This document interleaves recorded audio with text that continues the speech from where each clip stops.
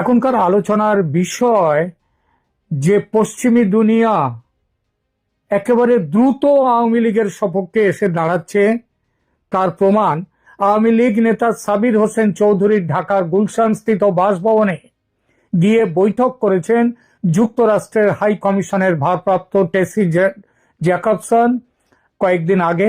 আর গতকাল ইউরোপের 3টি দেশের রাষ্ট্রদূতরা বৈঠক করলেন সাবির হোসেন চৌধুরীর সঙ্গে। এ থেকে স্পষ্ট হচ্ছে যে আওয়ামী লীগের পক্ষে জনসমর্থন ক্রমশ বাড়ছে এবং সেই সঙ্গে বাড়ছে সমর্থন আন্তর্জাতিক মহলেও। এই পরিস্থিতিতে আওয়ামী লীগের ওপর থেকে নিষেধাজ্ঞা প্রত্যাহার এর ব্যাপারটা এখন সময়ের অপেক্ষা মাত্র। এর ফলে সবচেয়ে ভেঙে পড়েছে বিএনপি। বিবিসিকে দেয়া এক সাক্ষাৎকারে দলের কার্যকরী সভাপতি তারেক রহমান নতুন করে অভিযোগ তুলেছেন আওয়ামী লীগের বিরুদ্ধে। শোনা যাচ্ছে দেশীয় ও আন্তর্জাতিক সমর্থন তার পক্ষে আওয়ামী লীগের পক্ষে ফিরে আসার ফলে শেখ হাসিনাও খুব তাড়াতাড়ি দেশে ফেরার সিদ্ধান্ত নিয়েছেন। ভারত সরকারও চাইছে শেখ হাসিনা দেশে ফিরে দলকে নেতৃত্ব দিন। দেশে ফিরলে তার নিরাপত্তার বিষয়ে সেনাপ্রধান ওয়াকারুজ্জামান তৈরি আছেন। এমন কথাও শোনা যাচ্ছে ইউনূস সরকারের পতনের বিষয়ে আমেরিকা যুক্তরাষ্ট্র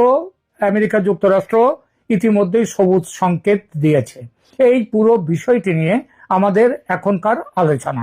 প্রিয় দর্শক, আজকে বাংলাদেশের রাজনীতির বর্তমান উত্তাল সময় নিয়ে কিছু গুরুত্বপূর্ণ আলোচনা করব। বর্তমান রাজনৈতিক আবহ, আন্তর্জাতিক কূটনৈতিক তৎপরতা এবং দেশের ভবিষ্যৎ নেতৃত্ব সংকট নিয়ে দেশবাসী উদ্বিগ্ন। এসব ইস্যুর গভীরে ঢুকে বিশ্লেষণ করার দরকার। গত কিছুদিন ধরেই আমরা দেখছি আন্তর্জাতিক অঙ্গনে বাংলাদেশ রাজনীতিতে ব্যাপক কূটনৈতিক টানাপোড়েন শুরু হয়েছে। এই প্রেক্ষাপটে আওয়ামী লীগের শীর্ষ নেতা সাবের হোসেন চৌধুরীর ঢাকার গুলশান স্থিত বাসভবনে ইউরোপ ও আমেরিকার কূটনীতিকদের বৈঠক নিঃসন্দেহে রাজনৈতিক দলগুলির ও রাজনৈতিক বিশ্লেষকদের নজর কেড়েছে। যুক্তরাষ্ট্রের হাই কমিশনের ভারপ্রাপ্ত কর্মকর্তা ট্রেসি জ্যাকবসন কয়েকদিন আগে বৈঠক করেছেন। এরপর ইউরোপের 3 রাষ্ট্রদূতও 3টি দেশের একদিন আগে বৈঠক করেছেন। আমাদের কাছে এমন খবরও আছে যে শুধু ঢাকায় সাবের হোসেন চৌধুরীর ওখানেই বৈঠক নয়, ভারতে থাকা আওয়ামী লীগ শীর্ষ নেতৃত্বের সঙ্গেও ভিডিও কলে কথা হয়েছে বিদেশি রাষ্ট্রদূতদের। এসব কি কাকতালীয় নাকি সুপরিকল্পিত? এ নিয়ে মাঠে ঘাটে সর্বত্র নানান আলোচনা শুরু হয়েছে। বিশ্লেষকরা মনে করছেন আন্তর্জাতিক মহলে আওয়ামী লীগের সমর্থন দ্রুত বাড়ছে। সম্প্রতি বিভিন্ন পর্যায়ে পশ্চিমা রাষ্ট্রদূতদের সঙ্গে আওয়ামী লীগের ঘন ঘন বৈঠক, নিষেধাজ্ঞা প্রত্যাহারের বিষয়ে গোপন মহড়া ও আলোচনা সব মিলিয়ে সোচ্চার হয়ে উঠেছে আন্তর্জাতিক মহল। এর অনেকটাই গত বছর জুলাইতে যে ভুল তারা করেছেন, যে অন্যায় তারা করেছেন, সেই অন্যায় থেকে ভুল থেকে বেরিয়ে আসার চেষ্টাও। যুক্তরাষ্ট্র সমেত পশ্চিমা বিশ্ব আওয়ামী লীগের প্রতি তাদের দৃষ্টিভঙ্গি যে দ্রুত বদলাচ্ছে, অন্তত সাম্প্রতিক ঘটনা প্রবাহ তার সুস্পষ্ট ইঙ্গিত বহন করে। আওয়ামী লীগের ওপর থেকে পশ্চিমা বিশ্ব নিষেধাজ্ঞা প্রত্যাহার করতে যে যাচ্ছে সেটা এখন আর গোপন নয়। কদিন আগে ইউনাইটেড নেশনস পর্যন্ত প্রকাশ্যে বিবৃতি দিয়েছে যে আওয়ামী লীগকে নিয়ে ভোট করতে হবে, আর সেটা করতে গেলে নির্বাচন ঘোষণার আগেই দলের ওপর থেকে নিষেধাজ্ঞা প্রত্যাহার করতে হয়। আর এই প্রত্যাহারের চাপ এড়াতে ইউনূস সরকার দোহাই দিচ্ছে অপরাধ ট্রাইব্যুনালে শেখ হাসিনা এবং আওয়ামী লীগের নেতাদের বিচারের রায় বেরোনোর পর তারপর নিষেধাজ্ঞা প্রত্যাহারের প্রশ্নটি দেখা যাবে। তাড়াতাড়ি যাতে বিচার সম্পন্ন হয় সেটার জন্য জোর তদবির শুরু করে দিয়েছে সরকার। এমনও শোনা যাচ্ছে শুনানি সম্পূর্ণ হওয়ার আগেই রায় লেখার কাজ শুরু হয়ে গেছে তো বটেই, সেই রায় লেখার কাজ শেষের দিকে। নিশ্চিতভাবেই সরকার ও সরকারের সঙ্গে থাকা দলগুলোর পক্ষ থেকে শেখ হাসিনা এবং অন্য বড় নেতাদের দোষী সাব্যস্ত করে শাস্তি প্রদান করার সম্ভাবনা সবচেয়ে বেশি। কিন্তু সমস্যা হলো দল হিসেবে আওয়ামী লীগকে কোনো শাস্তি দেওয়া যাবে না। তার ফলে নিষেধাজ্ঞা তুলতে বাধ্য হবে নির্বাচন কমিশন দলের ওপর থেকে। সে না হলো, কিন্তু শেখ হাসিনা সমেত অন্য শাস্তিপ্রাপ্ত নেতারা তারা কি করবেন তেমন পরিস্থিতি এলে? তারা কি শাস্তির ঝুঁকি মাথায় নিয়ে দেশে ফিরবেন? আসবো সে প্রসঙ্গে, তবে তার আগে বলি, আওয়ামী লীগের নির্বাচনী ময়দানে ফিরে আসার নিশ্চিত সম্ভাবনা দেখে বাংলাদেশের রাজনৈতিক দলগুলোর ভিত কিভাবে কেঁপে উঠেছে। দলগুলোর মধ্যে বিএনপির কথাই বলি, বিএনপি সবচেয়ে বড় মনস্তাত্ত্বিক চাপে পড়ে গেছে। কারণ এতদিন ধরে দেশের ভিতরে বাইরে বিএনপির বড় ভরসা ছিল পশ্চিমা সমর্থন, বিশেষ করে আমেরিকার সমর্থন। টেসি জ্যাকবসন ঢাকায় বসে মির্জা ফখরুলদের সঙ্গে বৈঠক করেই শুধু ক্ষান্ত থাকেননি, লন্ডনে গিয়ে তারেক রহমানের সঙ্গেও বৈঠক করেছেন। আমেরিকার প্রেসক্রিপশনে মোহাম্মদ ইউনূস গিয়ে মিটিং করেছেন তারেকের সঙ্গে। তারেক প্রধানমন্ত্রী, ইউনূস রাষ্ট্রপতি, একেবারে অনেকটাই ঠিক হয়ে গিয়েছিল। সেই হিসাব ভেস্তে গেছে ডাকসু জাকসু নির্বাচনের ফলে, এবং আরো বিশেষ করে আওয়ামী লীগের ময়দানে নামার জন্য। এতদিন আওয়ামী লীগ নিয়ে নানান খেলা খেলছিল বিএনপি, এক এক সময় এক এক রকম কথা। কিরকম? বিএনপির আওয়ামী লীগ সংক্রান্ত অবস্থানের পরিবর্তন বিষয়ে কয়েকটি কথা বলি। একটা বিশ্লেষণে অনুযায়ী বাংলাদেশের রাজনীতিতে আওয়ামী লীগের নিষেধাজ্ঞা প্রত্যাহার এবং নির্বাচনে অংশগ্রহণ নিয়ে বিভিন্ন সময়ে বিএনপি নেতৃত্ব ভিন্ন ভিন্ন অবস্থান গ্রহণ করেছে। এই পরিবর্তনের পেছনে রয়েছে তাদের রাজনৈতিক বাস্তবতার পরিবর্তন এবং কৌশলগত বিবেচনা। বিএনপির প্রাথমিক অবস্থান সেরকম ছিল 2024 সালের আগস্ট থেকে সেপ্টেম্বর পর্যন্ত বিএনপি স্পষ্টভাবে আওয়ামী লীগকে নিষিদ্ধ করার বিরোধিতা করে আসছিল, এবং তার জন্য দলটির মহাসচিব মির্জা ফখরুল ইসলাম আলমগীর 2024 সালের সেপ্টেম্বরে স্পষ্টভাবে জানিয়েছিলেন, শেখ হাসিনা ও আওয়ামী লীগের মতো আমরা কোনো রাজনৈতিক দলকে নিষিদ্ধ করার রাজনীতিতে বিশ্বাস করি না। আমরা চাই আওয়ামী লীগ নির্বাচনে প্রতিদ্বন্দ্বিতা করুক এবং আমরা নির্বাচনী প্রক্রিয়ার মাধ্যমে তাদের পরাজিত করব।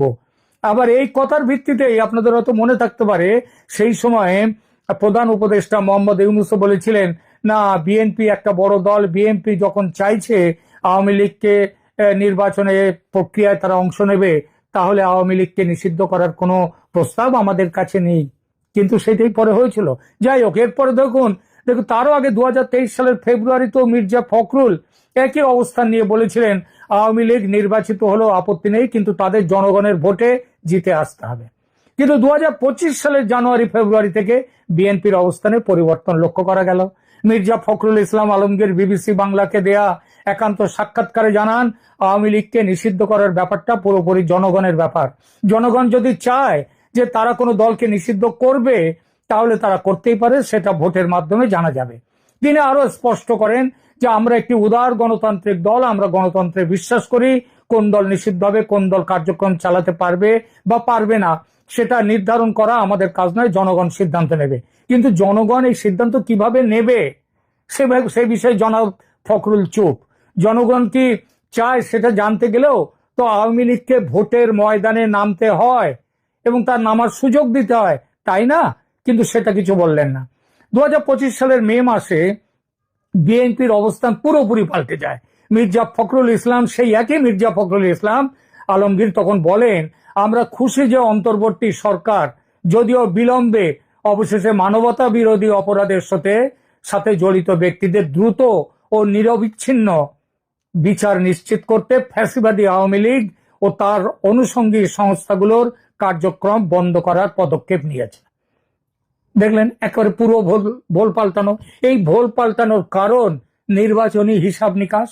আওয়ামী লীগ নিষিদ্ধ থাকলে বিএনপি একক সংখ্যাগরিষ্ঠতা পাবে, এই ছিল বিশ্বাস।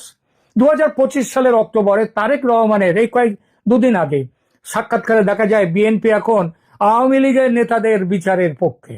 তিনি বলেছেন, যদি তারা অপরাধী হিসেবে দোষী সাব্যস্ত হয়, তাহলে আওয়ামী লীগ কিভাবে নির্বাচনে প্রতিদ্বন্দ্বিতা করতে পারে? পাল্টা প্রশ্ন করাই যায়, আওয়ামী লীগের ফ্যাসিস্ট পরিচয় ও অত্যাচার যে অভিযোগ আপনারা করেন, সে অভিযোগটা কি এই কয়েক মাস আগেও ভুলে গিয়েছিলেন? তাহলে তখন কেন নিষেধাজ্ঞার বিপক্ষে ছিলেন আপনারা? কারণ একটাই, আওয়ামী লীগ শেষ হয়ে গিয়েছে ভেবেছিল তারা, এবং এত তাড়াতাড়ি যে আওয়ামী লীগ ঘুরে দাঁড়াবে সেটা ভাবেনি কেউ। এখন ঘুরে দাঁড়াতেই উল্টো কথা বলতে শুরু করেছে, তাই নিষেধাজ্ঞা চায়। বিএনপির এই অবস্থানগত পরিবর্তন দেখায় যে দলটি কিভাবে রাজনৈতিক সুবিধা মতো তার নীতিগত অবস্থান পাল্টে নিয়েছে।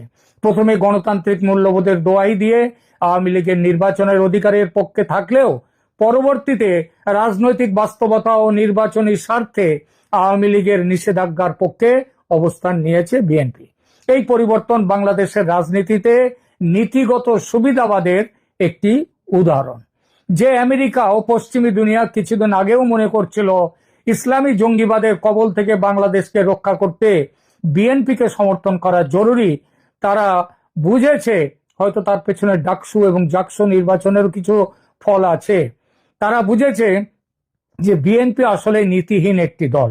সবচেয়ে বড় কথা, বাংলাদেশের আগামী নির্বাচন ফ্যাসিবাদ বা বনাম গণতন্ত্রের লড়াই যতটা, তার চেয়ে অনেক বেশি হলো ৭১ বনাম ২৪-এর লড়াই। সহজ করে বলা যায় মুক্তিযুদ্ধ পক্ষ বনাম মুক্তিযুদ্ধ বিপক্ষ। প্রথম পক্ষ অর্থাৎ যুদ্ধের পক্ষ মানে আওয়ামী লীগ। বিএনপি তার মুক্তিযুদ্ধের পক্ষের পরিচয় পুরো হারিয়ে ফেলেছে।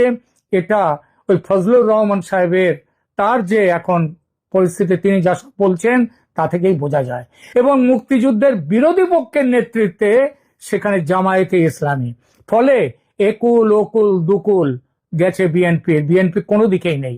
তাই আওয়ামী লীগকে নির্বাচনের ময়দান থেকে বাইরে রাখার বিষয়ে বিএনপি এখন এত সোচ্চার, যেটা কিন্তু জামায়াতে ইসলামীও নয়। কিন্তু লাভ কিছু হবে না তাতে, কারণ স্রোতের বিপরীতে সাঁতার কাটার শক্তি ও সাহস কোনোটাই নেই বিএনপি। স্রোত এখন আওয়ামী লীগের পক্ষে। আর এই পরিস্থিতিতে উজ্জ্বল হয়ে উঠেছে শেখ হাসিনার দেশে ফেরার সম্ভাবনা। চারদিকে জোর গুঞ্জন চলছে। আন্তর্জাতিক মহলের সমর্থন ও রাজনৈতিক হিসাব নিকাশে এগিয়ে থাকায় আওয়ামী লীগ প্রধান শেখ হাসিনা এবার দেশে ফিরতে পারেন। শেখ হাসিনা সম্প্রতি একাধিক অডিও ভিডিও মেসেজে নিজে বলেছেন সে কথা, যে সেটা তিনি বলেছেন যে তিনি দেশে ফিরবেন। সুতরাং আর ভারতও চায় যে তার স্বার্থে শেখ হাসিনা নেতৃত্বে থাকুন, সেটা ভারতের কূটনৈতিক তৎপরতায় পরিষ্কার। এটা অবশ্য একা ভারতের স্বার্থ নয়, বরং পারস্পরিক স্বার্থ ভারত ও বাংলাদেশের দুজনেরই। ভারতের জন্য গুরুত্বপূর্ণ সীমান্ত নিরাপত্তা, সেভেন সিস্টার্স, সেখানকার শান্তি, আভ্যন্তরীণ স্থিতিশীলতা, জঙ্গি মুক্ত বাংলাদেশ, ব্যবসায়িক সংযোগ ও সুপ্রতিবেশীর কূটনীতি। আর বাংলাদেশের স্বার্থ এগুলোর সাথে সাথেও আছে, বড় স্বার্থ আছে তাদের নদী জল বন্টন এবং সহজ যোগাযোগ ব্যবস্থা। শোনা যাচ্ছে শেখ হাসিনা এলে তার নিরাপত্তা নিয়ে সেনাবাহিনীর বর্তমান প্রধান ওয়াকারুজ্জামান প্রস্তুত আছেন। এই বিষয়ে ভারত প্রয়োজনীয় ব্যবস্থা ইতিমধ্যে নিয়েছেন বলে খবর। সংবেদনশীল এই মুহূর্তে সেনা নাগরিক সমন্বয়ই দেশের স্থিতিশীলতার সবচেয়ে বড় প্রয়োজন। আর এই নতুন পরিস্থিতিতে আলোচনায় উঠে এসেছে ইউনূস সরকারের পতনের সম্ভাবনা।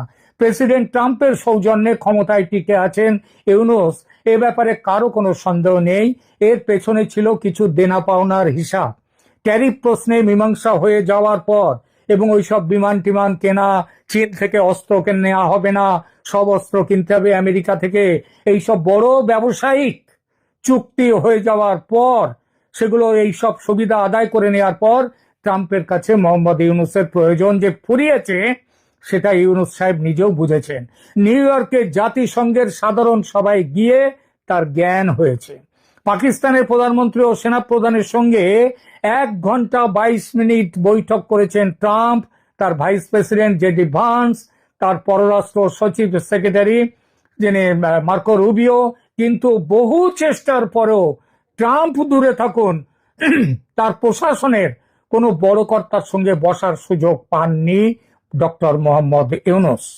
এই শীতল ব্যবহার সংকেত দেয় ইউনূসের প্রয়োজন ফুরিয়েছে আমেরিকার কাছে। খবর পাচ্ছি Tracey and Jacobson Awami League নেতাদের কাছে প্রস্তাব দিয়েছেন সমঝোতার, এবং আওয়ামী লীগ নাকি পুরো সমঝোতা না মানলেও বেশ কিছুটা মেনে নিয়েছেন, এবং বেশ কিছু দাবি থেকে আমেরিকাও নেমে এসেছে, পিছিয়ে এসেছে। এখনো পুরো এটা সমঝোতা হয়নি, তবে কথাবার্তা চলছে। এই প্রস্তাবের বিশদ বিবরণ বাইরে আসেনি বটে, তবে আলোচনা যে হয়েছে ও হচ্ছে সেটা পরিষ্কার। আলোচনা চলছে ইউনূস সরকার যাদের নেতৃত্বকে অনেকে পশ্চিমা সমর্থিত অন্তর্বর্তী ব্যবস্থা বলে মনে করেন, সেই ইউনূস সরকারের টিকে থাকা নিয়ে আমেরিকার সবুজ সংকেত কথাটি বারবার আসছে। অর্থাৎ ইউএস চাইছে না ইউনূস সরকার আর ক্ষমতায় থাক। ভারত ও আমেরিকার কাছে আওয়ামী লীগের পক্ষ থেকে বলে দেওয়া হয়েছে কোনো অবস্থাতেই ইউনূসের অধীনে নির্বাচন করা যাবে না। সে দাবি প্রাথমিকভাবে মেনেও নেওয়া হয়েছে আন্তর্জাতিক শক্তিগুলো। বাকি আছে সেই দাবি বাস্তবায়নের কাজ। সে কাজে যে দেরি হবে না বলাই বাহুল্য। যদিও আন্তর্জাতিক সমর্থনের বাস্তবতা অনেক জটিল, শুধু একক রাষ্ট্রের সিদ্ধান্তে রাজনীতির মোড় ঘুরে যায় না। তথাপি দেশের অভ্যন্তরীণ পরিস্থিতি, জাতীয় নিরাপত্তা এবং জনগণের প্রত্যাশাকে গুরুত্বের সঙ্গে বিবেচনা করে বলা যায়, বাংলাদেশ বিষয়ে সমস্ত আন্তর্জাতিক মহল এখন একমত যে অতি দ্রুত একটি কেয়ারটেকার সরকার গঠন করে তার অধীনে ফ্রি, ফেয়ার অ্যান্ড ইনক্লুসিভ ইলেকশনের মাধ্যমে ক্ষমতা যাক একটি নির্বাচিত সরকারের কাছে, যে সরকার গঠিত হবে মানুষের ইচ্ছা অনুযায়ী। মৃত্যু ছাড়া উপদেষ্টাদের কোনো সেফ এক্সিট নাই। সাবের হোসেন চৌধুরী কি রিফাইন্ড আওয়ামী লীগ নিয়ে আসছেন, নাকি মূল আওয়ামী লীগেরই সমন্বয় সাধন করছেন? সাবের হোসেন চৌধুরী নিয়ে আমি গতকালকেও, বিশেষ করে কূটনীতিকদের সাথে বৈঠক পরবর্তী গতকালকেও একটি কন্টেন্টে কথা বলেছি, কিন্তু গতকাল থেকে আজকে পর্যন্ত পরিবর্তিত পরিস্থিতিতে আবারও কথা বলবার প্রয়োজন মনে করছি। এজন্যই কথা বলতে এলাম। সবার আগে জানা দরকার যে সাবের হোসেন চৌধুরীকে। সাবের হোসেন চৌধুরী বাংলাদেশ আওয়ামী লীগ মনোনীত 5 বারের সংসদ সদস্য এবং সাবেক মন্ত্রী, বাংলাদেশ ক্রিকেট বোর্ডের সাবেক সভাপতি। সাবের হোসেন চৌধুরী 1996 সালে মাত্র 35 বছর বয়সে রাজনীতিতে আসেন। রাজনীতিতে আসবার আগে তিনি লন্ডন ইউনিভার্সিটির school of oriental and African studies থেকে রাজনীতি এবং অর্থনীতি 2 বিষয়ে স্নাতক ডিগ্রি অর্জন করেন। এছাড়াও তিনি ওয়েস্টমিনিস্টার বিশ্ববিদ্যালয় থেকে আইন বিষয়ের উপর ডিপ্লোমা লাভ করেন এবং যুক্তরাজ্যের বারে প্রবেশের জন্য একাডেমিক পর্যায়ে সম্পন্ন করে তিনি আসলে দেশে ফেরেন। এবং পারিবারিকভাবে তিনি একটি শিল্পপতি পরিবারের সন্তান। তার পারিবারিক প্রতিষ্ঠান কর্ণফুলী গ্রুপ, বাবার সূত্রে তিনি সেই প্রতিষ্ঠানের কর্ণধার হয়েছেন এবং 1996 সালে তিনি রাজনীতিতে এসেছেন। এবং রাজনীতিতে এসে তিনি যেভাবে আসুন, তিনি নিজের চেষ্টায় আসুন কিংবা তাকে আনা হোক, যেভাবেই আসুন, তিনি 96 সালে রাজনীতিতে এসেই 96 সালেই সংসদ সদস্য হয়েছেন, ক্রিকেট বোর্ডের প্রেসিডেন্ট হয়েছেন এবং উপমন্ত্রী হয়েছেন। এরপরে 2001 সালে আওয়ামী লীগের ছন্দপতন এবং সাবের হোসেন চৌধুরীও সেই সময় সংসদ সদস্য নির্বাচিত হতে পারেননি। 2001 থেকে 2008 সাল আওয়ামী লীগের জন্য একটা কঠিন সময় ছিল বিএনপি জামাতের ষড়যন্ত্রের মুখে। এবং সেই ষড়যন্ত্রকালে সাবের হোসেন চৌধুরী আওয়ামী লীগ প্রধান শেখ হাসিনার রাজনৈতিক সচিব ছিলেন। এবং শুধু তাই নয়, তিনি যেহেতু শিল্প গ্রুপের মালিক, শিল্পপতি পরিবারের সদস্য, আর্থিকভাবে আওয়ামী লীগ দল পরিচালনার জন্য আর্থিকভাবে সাবের হোসেন চৌধুরীর এক বিশাল অবদান আছে। এরপরে আসে 1/11 2007-এর। এই 1/11-কে নিয়ে সাবের হোসেন চৌধুরীর নাম জড়িয়ে ষড়যন্ত্র তত্ত্ব খোঁজা হয়। 1/11-এর মাইনাস তত্ত্বের একজন কুশীলব তিনি, এমনটা বলা হয় কথিত। আবার আমি একদম ডাইরেক্ট এই 2024-এ আসতে চাই। 2024-এ আরেকটি ঘটনা ঘটেছে যে পাকিস্তানের করাচি এবং চট্টগ্রাম বন্দরের যে জাহাজ চলাচল শুরু হয়েছে, আপনারা জানেন। এই জাহাজ চলাচলের বাংলাদেশে এজেন্ট হচ্ছে সাবের হোসেন চৌধুরীর কর্ণফুলী গ্রুপ। আমি নেগেটিভ কথাগুলো আগে বলছি। এবং সাবের হোসেন চৌধুরী 2024-এর সরকার পতনের পর পরিবর্তিত পরিস্থিতিতে গ্রেপ্তার হয়েছিলেন। গ্রেপ্তার হয়ে তিনি 3 দিনের মধ্যে জামিন পেয়েছেন, সাথে সাথেই জামিন পেয়েছেন। অথচ আওয়ামী লীগের বহু নেতা, মন্ত্রী, তৃণমূল নেতা কর্মী 1 বছর যাবৎ বিনা জামিনে জেলে বন্দী হয়ে আছেন। সাবের হোসেন চৌধুরী 3 দিনে জামিন পেলেন কেন? এখন অনেকে নানা রকম ষড়যন্ত্র খুঁজবার চেষ্টা করেন যে সাবের হোসেন চৌধুরীর সাথে পাকিস্তানি কানেকশন আছে। অনেকে ষড়যন্ত্র খুঁজবার চেষ্টা করেন সাবের হোসেন চৌধুরী এত দ্রুত জামিন পেলেন কেন।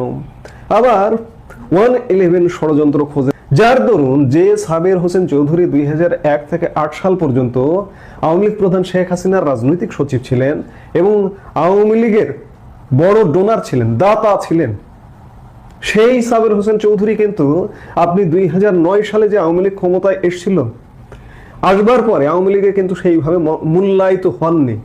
কারণ হচ্ছে তারকে মূল্যায়ন করবার আগে আওয়ামী লীগের একদল লোক নেত্রীর কান ভারী করেছেন যে উনি 111-এর সঙ্গে ছিলেন, উনি 111-এর সংস্কারপন্থী। এবং আজকেও 3 কূটনীতিক যখন সাবের হোসেন চৌধুরীর সাথে বৈঠক করলেন, তখন আজকেও নানা গাল গল্প ফেসবুকে, সামাজিক যোগাযোগ মাধ্যমে রচনা করা দেখছি। সাবের হোসেন চৌধুরী সাকা চৌধুরীর খালাতো ভাই, সাবের হোসেন চৌধুরীর ভাই সাইদ হোসেন চৌধুরী বিএনপি থেকে নির্বাচন করেছেন, ইত্যাদি নানান প্রপাগান্ডা। এখন আসুন, যে সাবের হোসেন চৌধুরীর সঙ্গে 3 কূটনীতিক বৈঠক করছেন, সাবের হোসেন চৌধুরী কি নিজে দায়িত্ব নিয়ে এই বৈঠকটা করছেন? তিনি কি রিফাইন্ড আওয়ামী লীগ গঠন করতে চান? বাস্তবতা হলো রিফাইন্ড আওয়ামী লীগ বাংলাদেশে হবে না। অতীতেও দেখা গেছে যে এগুলো হয়নি। 75 পরবর্তী সময়ে আওয়ামী লীগের কয়েকটি ডালপালা বেরিয়ে এসেছিল। ডালপালাগুলো কি এখন আছে, অস্তিত্ব আছে? নেই। সাবের হোসেন চৌধুরী নিশ্চয়ই জানেন যে কোনো রিফাইন্ড আওয়ামী লীগের বাংলাদেশে হবে না, শেখ হাসিনার বাইরে কোনো আওয়ামী লীগ হবে না, সেটি তিনি করবেন না, করার কথা নয়। আরেকটি জিনিস, যে শেখ হাসিনার কনসেন্ট ছাড়া তিনি কি কূটনীতিকদের সাথে বৈঠক করেছেন? যদি করেন তাহলে, কিংবা যদি ষড়যন্ত্র হয়, তাহলে আপনারা ইতিমধ্যে সংবাদ মাধ্যমের কল্যাণেও জেনেছেন যে এই যে কূটনীতিকরা সাবের হোসেন চৌধুরীর সঙ্গে সাক্ষাৎ করতে গেলেন, এত গোপনীয়তার সাথে কেন? খুব গুরুত্বপূর্ণ 3টি দেশের রাষ্ট্রদূত, তারা নিজেদের স্ব গাড়িতে ফ্ল্যাগ উঁচিয়ে তো যেতে পারতেন। তারা গোপনে এক গাড়িতে 3 জন কূটনীতিক সাবের হোসেন চৌধুরীর বাড়িতে কেন গেলেন? আওয়ামী লীগ যেহেতু প্রজ্ঞাপন জারি করে কার্যক্রম নিষিদ্ধ, এই জন্যই সরকারের চোখ ফাঁকি দিয়ে তারা নীরবে নিভৃতে গেছেন। এই বৈঠকটা খবরে সরকারের মধ্যে কিন্তু ইতিমধ্যে তোলপাড় শুরু হয়ে গেছে এবং সরকার সমর্থক যারা, সরকারপন্থী যারা, তাদের মধ্যে থরকম্প শুরু হয়ে গেছে। অথচ আওয়ামী লীগেরই কিছু মানুষ, আওয়ামী লীগ সমর্থক, আমি খুব গুরুত্বপূর্ণ বিরাট নেতা এমন কিছু বলবো না, যে সোশ্যাল মিডিয়ায় আওয়ামী পন্থী যারা আওয়ামী লীগের পক্ষেই সবসময় লেখেন, কথা বলেন, তারা সাবের হোসেন চৌধুরীর সাথে বৈঠকটাকে একটা ষড়যন্ত্র তত্ত্ব খুঁজছেন। কেন ভাই? সবকিছুতে কেন ষড়যন্ত্র খুঁজতে হবে? বিষয়টাকে তো ইতিবাচক ভাবেও দেখা যেতে পারে। আজকে আমি সাবের হোসেন চৌধুরীর যোগ্যতার কথা বলেছি। যুক্তরাজ্যে পড়াশোনা করা, সুশিক্ষিত এবং ধনাঢ্য পরিবারের, বনেদি পরিবারের একজন সদস্য। তিনি 96 সালে রাজনীতিতে এসেছেন, এসেই আসলে অনেক কিছু পেয়েছেন। তখন থেকেই তার যোগ্যতাই পেয়েছেন, তার যোগ্যতা আছে বলে তাকে নেত্রী এই জায়গাগুলো দিয়েছিলেন। 35 বছর বয়স তখন তার। 2001 সাল পর্যন্ত তার বয়স 40 বছর, একদম তরুণ বলা যায়। এই তরুণকে শেখ হাসিনা নানা রকম দায়িত্ব দিয়েছিলেন। এই দায়িত্ব দেওয়াটা আওয়ামী লীগের অনেকের কখনো পছন্দ হয়নি এবং আজকে যখন সাবের হোসেন চৌধুরীর সঙ্গে কূটনীতিকরা বৈঠক করছেন, আজকেও পছন্দ হচ্ছে না। কেন পছন্দ হয় না? সাবের হোসেন চৌধুরী সুশিক্ষিত, বনেদি পরিবারের, বরঞ্চ আওয়ামী লীগকে তিনি আরো দিতে পারেন। আওয়ামী লীগ থেকে লুটপাট করার কিছু নেই, দেশের কোনো গুরুত্বপূর্ণ দায়িত্ব থেকেও তার লুটপাট করবার প্রয়োজন নেই। এইটা আওয়ামী লীগের হয়তো একটা শ্রেণীর, যারা শিক্ষায় দীক্ষায় কম, ধন সম্পদে কম, আওয়ামী লীগকে দিতে পারবেন না, তাদের চোখ টাটাচ্ছে। এই চোখ টাটানোর কারণে আজকে আবারও সাবের হোসেন চৌধুরী এই সমন্বয়টা কেন করছেন, তার পেছনে লাগতে হবে। এই লাগা থেকে সোশ্যাল মিডিয়ায় ব্যাপকভাবে লেখাজোখা হচ্ছে।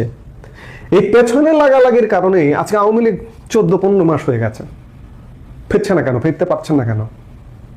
আওয়ামী লীগের ভেতরেই সমস্যা আছে। আওয়ামী লীগ ফেরার জন্য বাইরের সমস্যার চাইতেও ভেতরে বেশি সমস্যা। এর পেছনে ওর লেগে থাকা, ওর পেছনে ওর লেগে থাকা।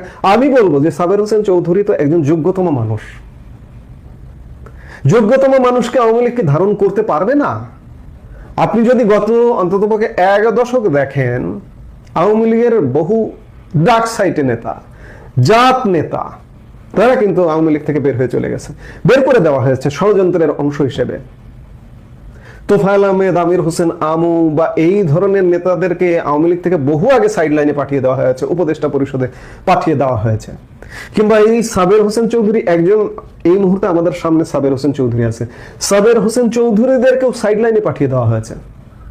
গত এক দশক আপনারা দেখুন যে কারা কারা লাইমলাইটে এসছে, শিক্ষা দীক্ষা ধন সম্পদ কাদের কি আছে, তারা আওয়ামী লীগকে দিয়েছে, দেশকে দিয়েছে, নাকি আওয়ামী লীগের কাছ থেকে লুটে পুটে খেয়েছে, দেশ থেকে লুটে, দেশের দায়িত্বে গিয়ে লুটে পুটে খেয়েছে। আমি এই মুহূর্তে কারোর নাম বলতে চাই না, আপনারা চেনেন সবাইকে।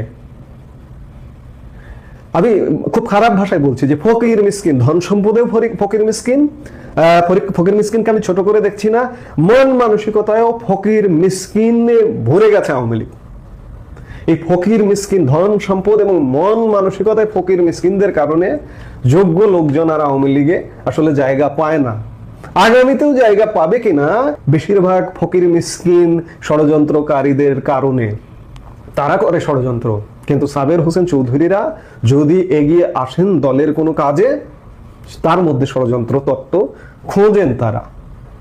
এইভাবে আওয়ামী লীগ আসলে উঠে দাঁড়াবে, সময়ের প্রয়োজনে আওয়ামী লীগ উঠে দাঁড়াবে, কিন্তু বারবার আওয়ামী লীগের পতন হবে।